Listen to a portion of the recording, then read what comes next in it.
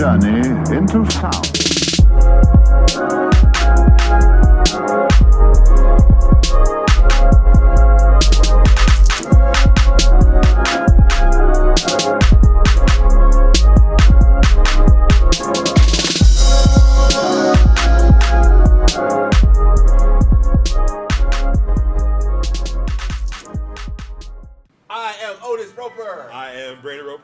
And together we are still the SuperRoperBros. SuperRoperBros. But wait, a new challenger has entered the arena. Here comes a new challenger. We got Mr. Robert Tiberius Jackson. This funny guy, Robert Jackson. That's DISFUNNYGUY. This funny guy. Yes. Listen, if you have a heart condition, stay off of his channel because he will laugh you to death. He will take your life. I gave you the disclaimer right now. And I ain't trying to hear nobody, my big mama didn't make it because she was on your site. Hilarious. Listen, I warned you. This guy funny. Yeah. Okay?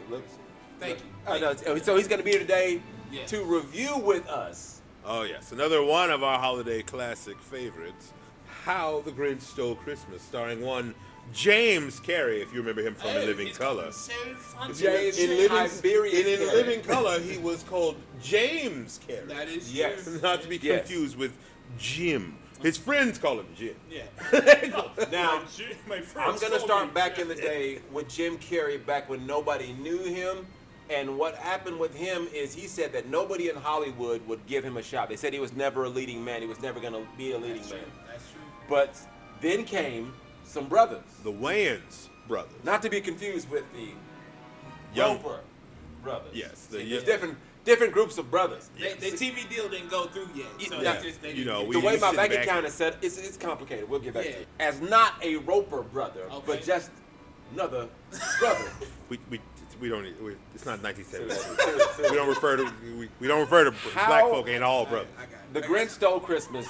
I would imagine you're your age now where this was probably the first one that you saw. You probably didn't see the animated version. I'm that old where I saw the animated version first. So I'm always very wary when a remake comes along because I'm like, what are y'all gonna do? Yeah. And Jim Carrey Yeah. did the thing in that film. Yeah, How did you see that? So first of all, I want to say, Otis, it's very, very disrespectful for you to assume that I didn't see the cartoon version first. Like, I grew up with Young and the Restless and the Peanuts. Charles Schultz. I grew up with this. Right? Say you stayed at Big Mama's house without saying you stayed at Big Mama's house. Right? Because if you watch Young and the Restless, and you know that, first of all, that came on after The Price is Right. Right after The Price is Right. And that was when you knew it was time to turn the TV off and go outside. Oh, man. Hold up. Do you remember MASH coming on after the cartoon? Come on. Man, as soon as MASH came on, it's time to leave.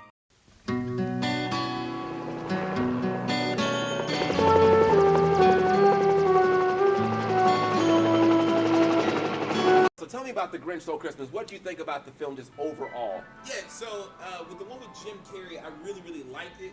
The only thing that stuck out to me like a sore thumb, y'all, is Cindy Lou Who's nose. Everybody else in that movie has a who nose except for her. They was like, yeah, we just gonna put some little red. You can put red. You know what I'm saying? Call it good. Just think about it. She's the only one in there. I've They ain't really got never noticed that I did. till now, and now that makes sense why I never was like, something wrong with you. something wrong Yeah. with her. See, everybody else got that like pig nose going on. Everybody had that same. Yeah. Everybody else. Cindy Lou Who, conspiracy theories say that she was actually adopted, right? Wow. You know what I'm saying? Did you guys know that the Grinch of Whoville is in the same universe as Horton Hears a Who? Yes. I did know that actually. Yes. The same universe. Yes, because the snowflake that's within the actual. So you think this world is all that is, right? But on the outside looking in, it's a different conspiracy levels, my It's like, did you know that Dr. Seuss was running around in the 1940s and he was going to listen to certain jazz musicians who was out there rapping? And you know what they rhyming. had? You know what they had? They had water. They was sipping water. You know who else sipped water? Hitler. Whoa. Wow! Wait a minute. Hold on. Last Christmas, I gave you my heart.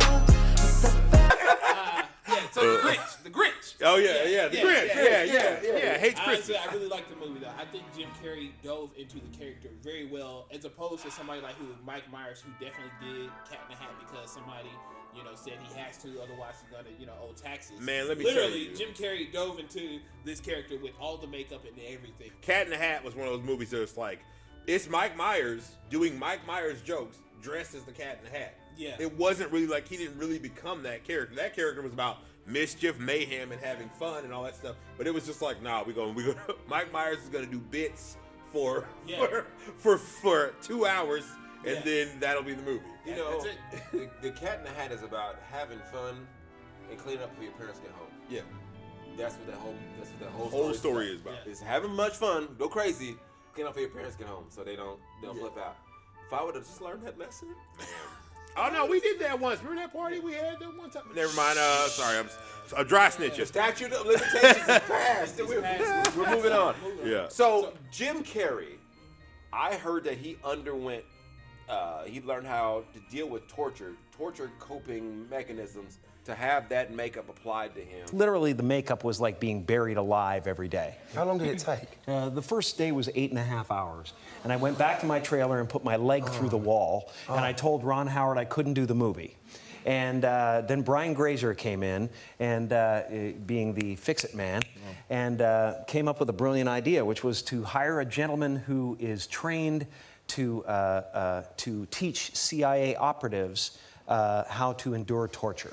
I can't imagine. Honestly, that sounds like waterboarding to me. That Yeah, sounds that's- like you losing consciousness. Until you add in the $20 million back in the 90s that he was getting for film. I mean, look, if somebody was out here giving me $20 million, I mean, like I said, Hurt me more. Blast this Christmas music. It's joyful and triumphant. Jim Carrey is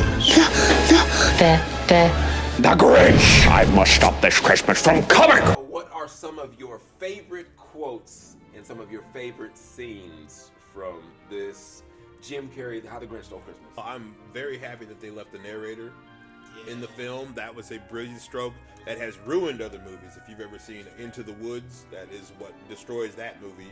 Because as soon as the narrator goes away, the movie gets dumb. Because the movie's a character, the narrator's a character.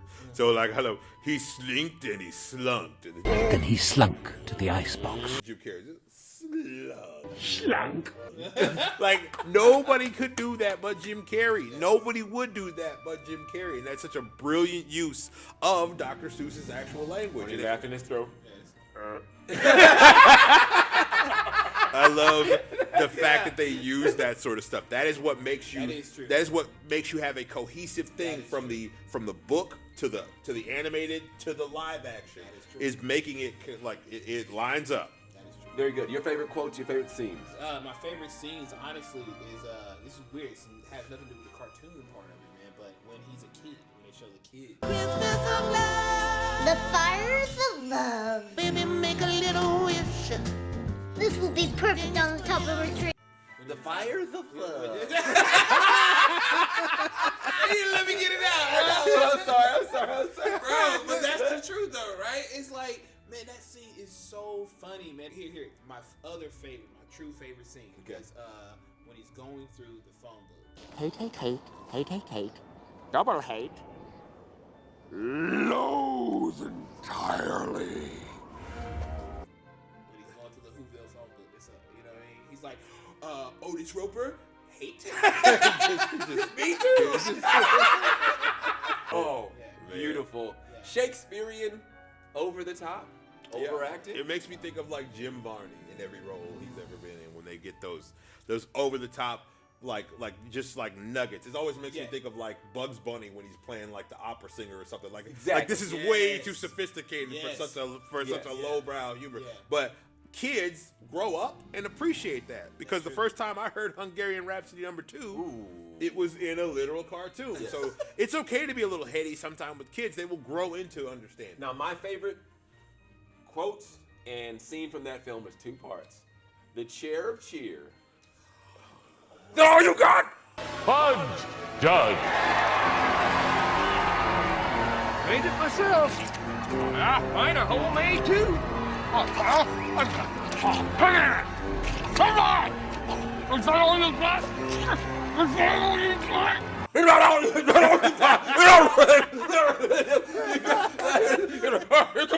Come on.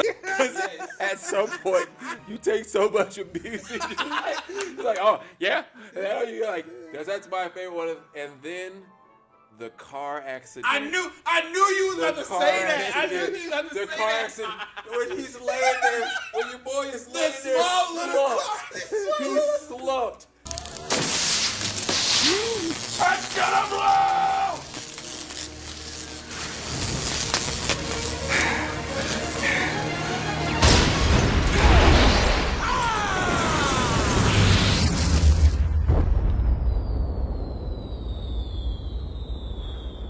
And the gas starts leaking. You've seen it in how many action movies before? You've seen so many before. It's gonna blow! And you see the village. Now keep in mind, the Who's are small anyway. You see this near thermonuclear detonation go off. And then it's just the next day. There's like no buildings to burn down. No resolution. There's no bodies. No resolution to the event. Whatsoever. These are the kind of things that are way over the top that our mind, you grow up watching Looney Tunes. Yeah. This is how you think. Don't play. Yeah. You know you do it too. And it's comedy. Like I love and I've noticed this is as a person who educates people who are much younger than me. I've noticed that's like a generational switch. Like the way we think about humor and how it's timing and how something zany happens and then there's no explanation. That's not in the younger generation. It's weird to me. But I mean, I grew up with it, so I'm sitting there man, no, this is classic Tom and Jerry stuff. Yeah. Wait a minute. So you're telling me perhaps the reason why things aren't as funny as they used to be is because when you have to explain a joke, it's not funny anymore? And also because I feel like people are also decidedly lamer because they want things to be so serious that they can't just have a good time. I agree. You don't need to explain everything. Now, just this have is a good fun. time to hit pause and just think about this. We'll wait. We're back. All right. This is why I'm no longer going to be a comedian, just become a politician, because I got to explain all my jokes. Man, wow. His oven was set to roast. He chose violence earlier today. Listen. Forgive him. He knows not what he does. It's one of those things, man. Okay, But it's a great film. Everybody should watch it. I think that I like all these iterations. I think you said you hadn't seen the new one. Maybe we'll do that one later. I haven't seen the newest one, but what I will say, the greatest contribution I believe that Jim Carrey did for this film is putting his life, blood, soul into it. And there is a track with Busta Rhymes and Jim Carrey on the soundtrack, and Jim Carrey's got bars. So you heard it. You heard it he here wasn't first. hanging out with the Wayans brothers and SW1. SW1. We all know that Sean Wayans. We saw you. You ain't slick. Yeah, but no. Nothing. What you started to say earlier, I do appreciate Jim Carrey for saying that. A lot of the white producing people and directors and Once stuff bitten said they wouldn't give him a chance Earth to be a leading man. Yeah, they said he would never be a leading man, and he said a lot of times where before this happened, he's like there was very few of these black guys, and it was Keenan Ivory Wayans and all them. It was these black guys that gave this white guy a chance to get started. And he very much did that when he got his Lifetime Achievement Award. And I appreciate that because that is letting people know where you came from. And Jim Carrey has always been down, So that's why he's going to always be in, Wakanda forever. Just saying, forever. You my bad. You my bad. Want to give a special shout out. Thank you so much, Mr. Robert Jackson. Appreciate it. Check him out. Give him your information again. Hey, DISFUNNYGUY. This funny guy. Look me up on YouTube, on Facebook, Instagram, and TikTok. We'll definitely leave a link down below. Definitely. Yeah. Thank you all once again. Thank y'all for being here. Thank you for being here. Thank you for supporting the channel. Thank you for all the love you've given us. Appreciate it. Please click and subscribe. We need you to go. Hey, he said it too. He said He said it too. Yeah, It's we appreciate real. it. Merry Christmas. Happy holidays. We love y'all. Y'all take care. God bless. Take it easy, everybody.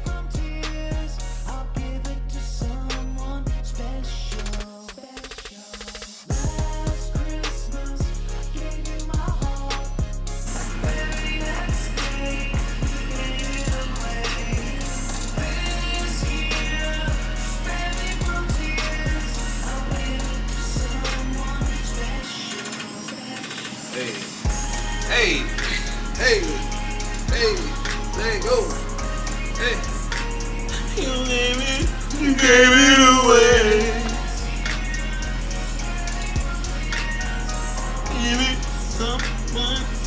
Hey, hey, hey, hey, hey, hey. Oh, baby. Right. Dude.